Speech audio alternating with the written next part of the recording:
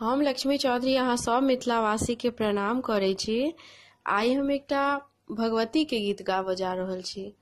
अपना तरफ से पूर्ण रूप से हमरा कोशिश रहत जे अहाँ सब गोटे के गीत नीक लागे। गीत नीक लागत ते गीत के अधिक से अधिक शेयर करब। धन्यवाद। अड़हुल के माला है काली, गाथी गाथी देलो है जगदम्ब भवानी। अड़हुल के माला है काली, गाथी गाथी देलो है जगदम्ब भवानी। गर्दन माँ करियौने श्रृंगार है जगदम्ब भवानी।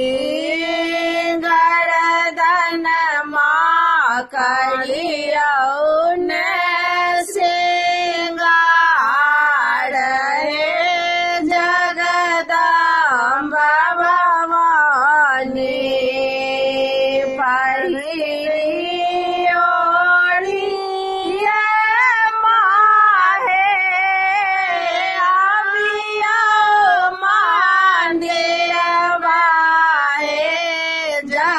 जगदम्ब भवानी पहरे ओढ़िए माहे अबियो मंदिरवा है जगदम्ब भवानी।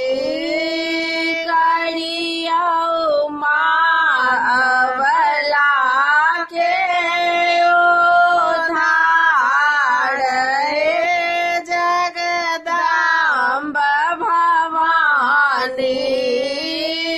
करियो माँ अबला के उद्धार है जगदम्ब भवानी। अनधन माँ सिर के सिंदूरवा राखब नाजुक है बात है जगदम्ब भवानी। अनधन माँ सिर के सिंदूरवा राखब नाजुक है बात है जगदम्ब भवानी। राखब माँ दुखिया पर ध्यान है जगदम्ब भवानी। राखब माँ दुखिया पर ध्यान है जगदम्ब भवानी। बाझिन के खोइछा माहे गल में साजे हे जगदम्ब भवानी। बाझिन के खोइछा माहे पल में साजे हे जगदम्ब भवानी। गैया माहे खोइछा जोड़ा लाल हे जगदम्ब भवानी।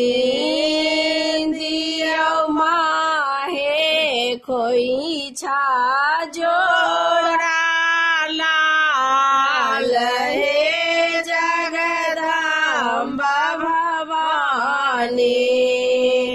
अड़हुल के माला काले गाथी गाथी ढेलाओ हे जगदम्बा भवानी गरदन माँ करियो ने सिंगार हे जगदम्बा भवानी गरदन माँ करियो ने